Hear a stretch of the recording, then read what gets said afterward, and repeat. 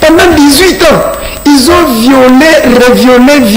violé la Constitution. Ils ont marché sur les peuples. Et puis, il y a la deuxième chose. Rapidement. J'ai toujours dit aux gens de FCC, parlez de votre parti politique, ne parlez pas du peuple.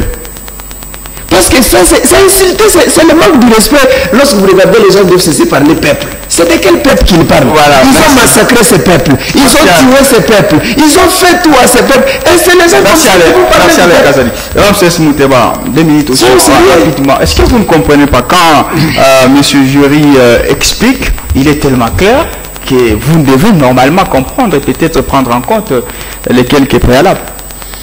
Lorsque les membres ou un membre du FCC parle, nous avons l'émotion, nous nous rappelons directement des âmes qui sont tombées pendant ces régimes. Aujourd'hui, lorsque Maître Jerry parle de la violation de la Constitution, je ne sais pas à quelle disposition de la Constitution, quel article de la Constitution qui a été violé. Il a parlé des contreseins. Les contreseins, oui, il y avait absence. La politique de la chaise vide, c'est une politique qu'on ne peut pas encourager aujourd'hui. La Constitution actuelle de la République démocratique du Congo a été fabriquée par les FCC. Si aujourd'hui, elle existe quand même. Pas le PPRD.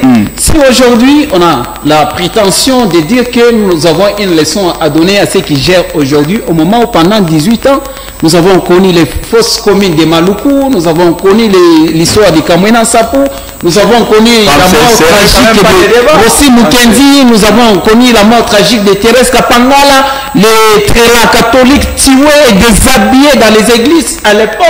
Et ça fait mal au cœur lorsque nos frères du FCC parlent de la violation de la Constitution. C'est vrai, ils ont droit de partir ou de ne pas partir aux élections. C'est leur droit, on ne les interdit pas. Mais ce qui est beaucoup plus important, jouer à la politique de la chaise vide. Lorsqu'ils venaient au pouvoir, nous voyons déjà la disparition de leurs partis politiques dans les jours à venir. Pourquoi? Parce que même Maître Jerry le sait très bien que aujourd'hui, il y a un problème de la fidélité. La transhumance politique, ça devient un mode opératoire en République démocratique du Congo. Encouragé d'ailleurs par l'Union sacrée. Pas encouragé par l'Union sacrée, parce que l'Union sacrée est venue après. Lorsque vous prenez les hauts cadres du PPRD, citez-moi seulement un haut cadre du PPRD qui est resté fidèle. Un seul. Les autres là ont transhumé. Ce qui prouve la suffisance que demain ou après-demain, ces partis politiques finira par fermer ses portes. Merci, et d'ailleurs, comme ils ne font pas partie de la course, ce sont des voix des moins qui vont beaucoup plus avantager ceux-là qui sont dans la course. On va conclure, Jerry Justin.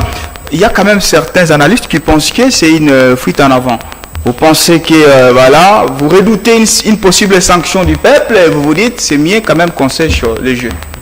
Vous concluez déjà. Hein? Merci, je vais conclure, mais équilibrons un peu les choses. Hein?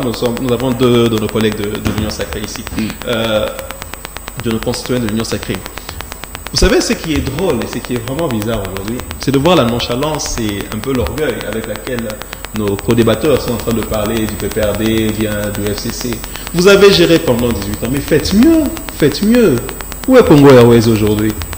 J'ai parlé d'un article qui était clair et net. Ils n'ont pas su nous démontrer ici les articles qui ont été violés par le PPRD ou le FCC. Oh non, vous étiez là pendant 18 ans. Mais s'il vous plaît, est-ce que vous connaissez l'histoire de votre parti politique?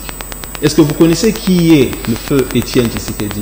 Est-ce que vous connaissez combien de temps feu Étienne Tshisekedi a passé avec Mobutu? Donc, quand vous êtes au pouvoir, vous ne voulez pas qu'on puisse vous critiquer. Vous ne voulez pas qu'on puisse vous dire que vous vous comportez mal. Vous ne voulez pas qu'on puisse vous démontrer noir sur blanc que ici vous avez violé la Constitution. Chers téléspectateurs, vous qui êtes en train de nous suivre, cher peuple congolais, vous voyez de vous-même cette arrogance. Ils n'arrivent pas à faire mieux. C'est tout simplement ça. La critique est aisée, mais l'art est difficile. Aujourd'hui, ils avaient trouvé le pays avec combien de dettes extérieures? Ils avaient trouvé le pays avec quel budget pratiquement? Où est passé le budget de 16 milliards dont on nous chante? Et j'ai apprécié ce que notre débatteur est en train de parler ici. Il a parlé des massacres. Devons-nous parler de Goma? Devons-nous parler de l'étudiant tué? Cet étudiant tué doit être mis encore sur la tête du chef de l'État. Ce qu'il y a de mieux aujourd'hui avec l'Union Sacrée, ce qu'il y a de bien aujourd'hui avec l'UDPS, c'est que hier, il critiquait. Et les mêmes choses pour lesquelles il critiquait, il les répète. Il n'arrive pas à faire mieux. Et d'où vous voyez même, il y a cette, je pourrais dire un peu, pour distraire la population, ce qui commence à se dire là tout le temps. On veut citer le nom de Kabila, tout le temps on veut citer les 18 ans du pouvoir. Faites oublier à la population cela. Et vous pensez qu'ils n'ont pas su le faire? S'il vous plaît. 30 secondes. S'il vous plaît, point n'est besoin d'être un devin ici pour voir que ce régime a totalement échoué. Les signes sont là. Vous venez, vous nous dites un budget de 16 milliards. Le FMI vient et nous dit non, ce n'est pas un budget de 16 milliards. Il y a beaucoup de scandales, il y a beaucoup de détournements. Aujourd'hui, le peuple remarque que la critique est aisée, mais l'art est difficile. Et ne venez pas nous dire ici 18 ans de pouvoir. Si vous nous dites 18 ans de pouvoir, nous allons vous parler de Tiens Tshisekedi. Merci. Nous allons vous parler de l'UDPS à l'époque de Mobutu. Merci, vous avez fait 2 minutes. Je vais donner 1 minute à Maître Alain Kazadi. J'espère qu'ils vont comprendre. Ils sont 2 contre 1. Alors, Maître Alain Kazadi, votre conclusion. Et donc, vous ne prenez pas en compte. Vous n'essayez même pas un tout petit peu de regarder les reproches du FCC par rapport à ces processus électoraux. Pour vous vous en moquez et on vous taxe de trompés arrogants. Je pense que ce processus est en train de suivre bon chemin. Jusque-là, les restes sont les bruits. Je vous ai toujours dit qu'on est un pays à faible démocratie.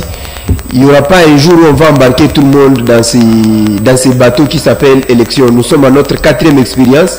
L'IDPS n'a pas fait cours en 2006.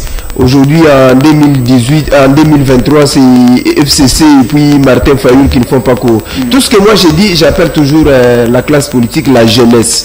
J'ai toujours été là, l'avocat de la jeunesse.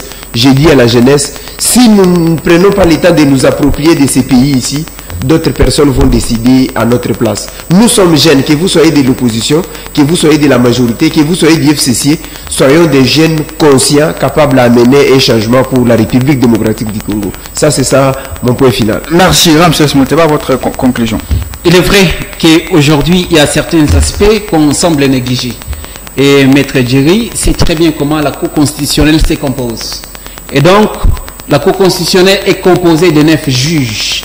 Les 3 proviennent de l'institution président de la République. Il n'a pas remis en question la Non, il a dit la composition des membres de la Cour constitutionnelle violée. Composition de la CENI violée contre sein de la Cour constitutionnelle. Mais écoutez, tout est clair.